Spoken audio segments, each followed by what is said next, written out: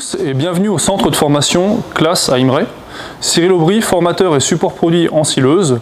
Nous allons voir aujourd'hui l'entretien et la préparation sur les MCC, les éclateurs qui équipent la gamme Jaguar. Tout d'abord, nous commencerons par expliquer la gamme d'éclateurs qui est montée sur les Jaguar. Deuxièmement, nous parlerons des butées mécaniques.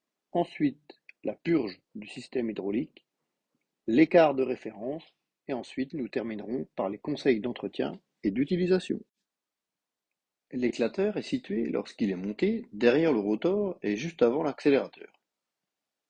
Les deux rôles principaux de l'éclateur sont le transport, d'une part, et le conditionnement de l'ensilage de maïs, d'autre part. Chez Claas, il existe 5 types répartis en 3 familles. Le MCC classique, le MCC Shred-Ledge et le MCC Max.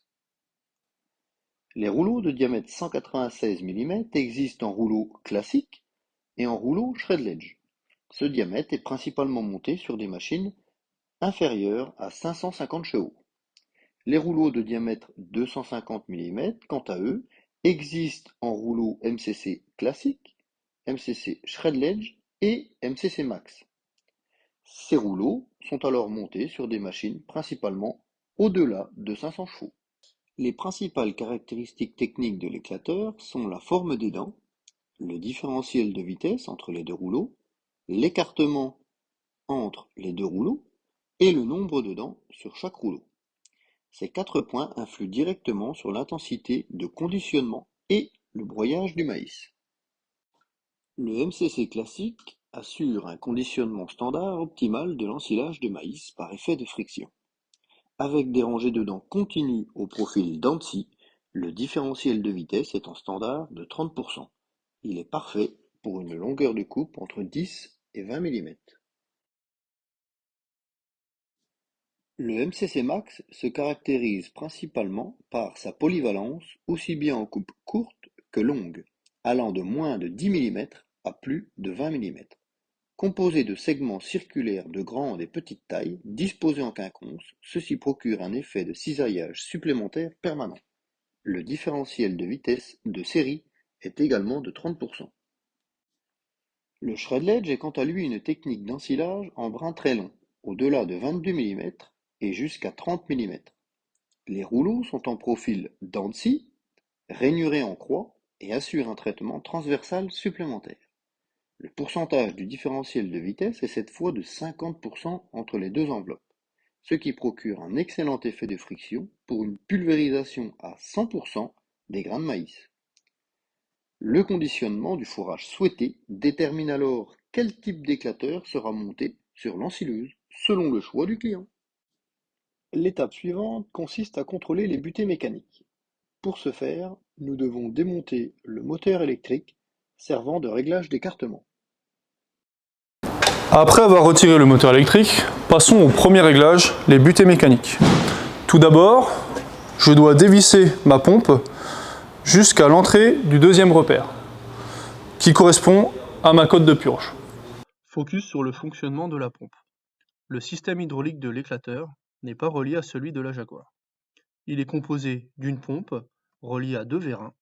On peut voir également une vis mini-messe et 2 vis de purge sur les vérins. Il existe 3 types de pompes, M, L et XL. Le modèle est inscrit sur le châssis de l'éclateur et doit être saisi dans le C-bis. Sur le châssis où est fixée la pompe, on peut apercevoir 2 repères. Le premier à droite correspond à la cote de purge. Dans cette position, les 2 chambres de vérin sont en liaison via le corps de la pompe. Là, les tiges de vérin sont rentrées à fond sur leur butée. Le deuxième repère correspond à la cote de séparation des 2 chambres. On peut voir que le joint réalise une étanchéité parfaite entre les 2 chambres de vérin. Donc ici ma pompe est sur la cote de purge. Je vérifie que mes 2 vérins, les tiges soient rentrées à fond. Si jamais j'ai un décalage gauche-droite, je dois vérifier mes glissières afin qu'il n'y ait pas de grippage. Tout d'abord, je peux ouvrir l'éclateur afin de vérifier l'écart minimum. Je le rappelle, celui-ci doit se trouver entre 1 mm et 0,8. et doit être parallèle. Donc je prends plusieurs points de mesure entre gauche et droite afin de vérifier le parallélisme. Donc ici, je me munis d'un jeu de cale.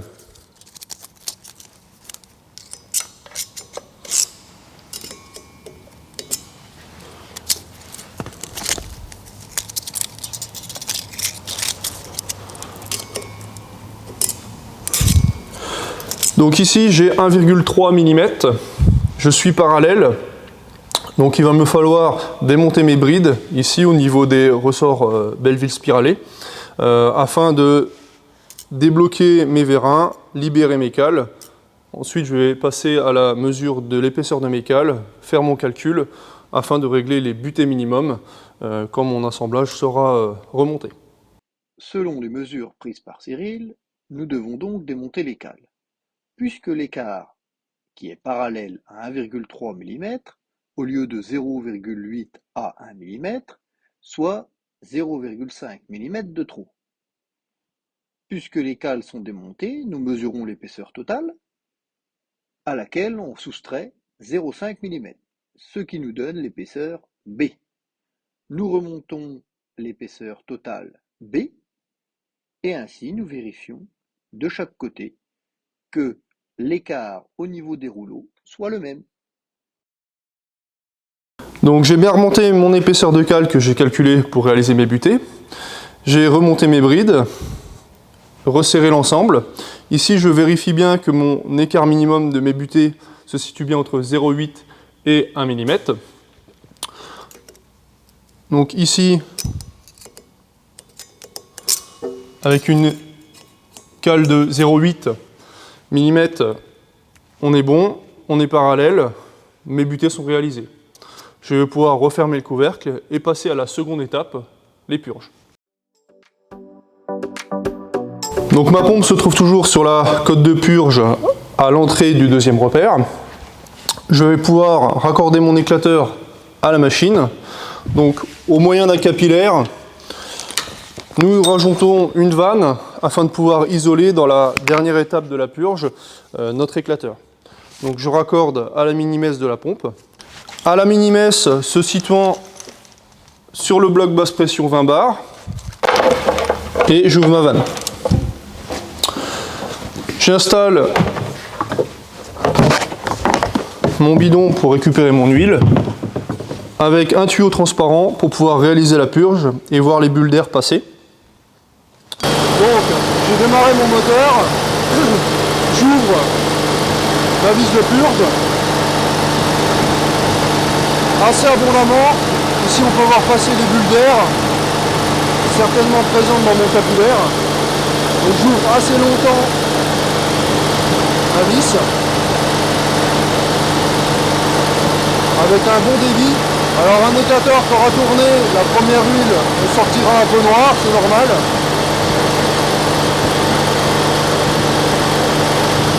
Voilà, une fois que j'ai purgé mon éclateur de ce côté-là, je referme la vis. Fermement mais pas trop. Et je passe au second côté. La même étape est à réaliser de l'autre côté et on démonte le flexible mini-messe. Mon éclateur ici est correctement purgé, j'ai chassé toute l'air du circuit hydraulique. Je vais passer à l'étape de séparation des deux chambres. Dans un premier temps, j'installe 2 tournevis à chaque vérin.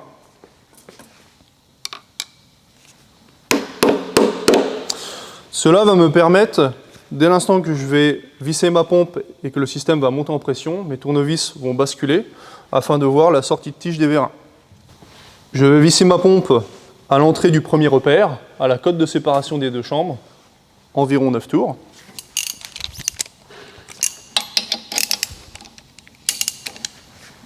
Un, 2, 3. On voit que les deux tournevis sont tombés en même temps. Je continue de visser jusqu'à la cote de séparation des deux chambres. 4, 5, 6, 7, 8, 9. Je suis à l'entrée du premier repère. Je vais pouvoir redesserrer mes vis de purge Normalement, mes vérins sont de chaque côté sortis. On peut apercevoir le chrome de la tige afin de remettre les tiges sur leur butée mécanique. Donc je rouvre ma purge juste à temps que ma tige rentre.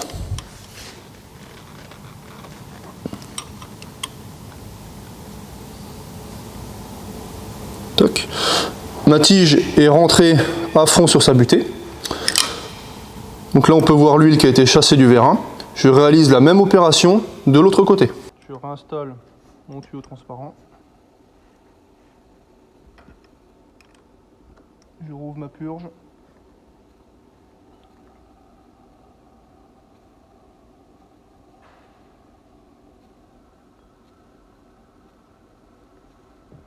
Et je referme. Mon vérin est rentré sur sa butée. Je vais passer à la montée en pression de mon système hydraulique. J'ai réinstallé mes 2 tournevis au niveau des tiges de vérin. Je revisse ma pompe.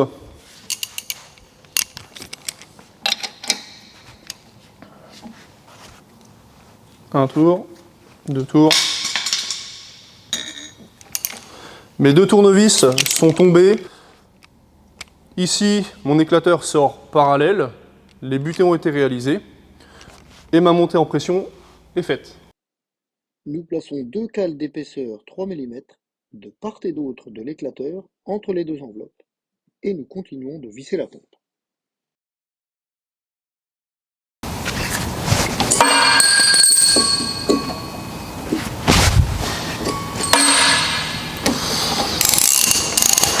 Donc ici on peut voir que mes 2 cales sont passées au travers, donc 2 cales de 3 mm, à moins d'un tour d'intervalle. Donc mes 2 enveloppes sortent parallèlement. Je redévisse ma pompe pour que mes enveloppes se retrouvent à 1 mm d'écartement. Pour ça je prends des cales de 1 mm. Comme ça je vais pouvoir indiquer au CBIS que mon écart de référence se situe bien à 1 mm. Donc je redévisse. Donc ici, mes cales de 1 mm passent gras librement. Ma montée en pression est réalisée. Je vais pouvoir remonter mon moteur électrique, reconnecter mon moteur électrique à la machine, le système de graissage centralisé, en prenant soin de bien donner un coup de clé pour percuter les coupleurs, afin de ne pas avoir de problème sous le graissage centralisé.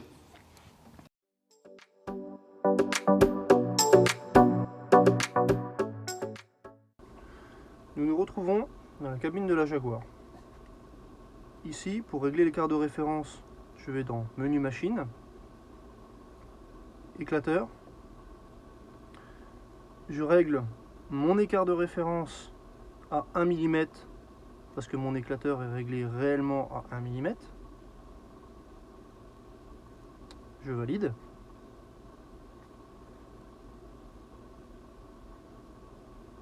Maintenant, pour l'utilisation, ce qu'on peut conseiller au chauffeur, c'est de régler au travail son écartement d'éclateur directement depuis le menu Travail, en cliquant sur l'éclateur et en réglant l'écart souhaité.